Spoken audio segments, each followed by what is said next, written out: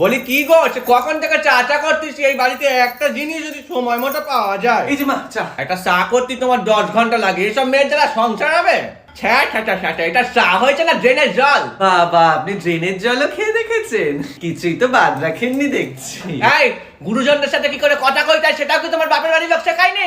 যা শিখিয়েছে আপনাদের মতো পাবলিককে হ্যান্ডেল করার জন্য যথেষ্ট।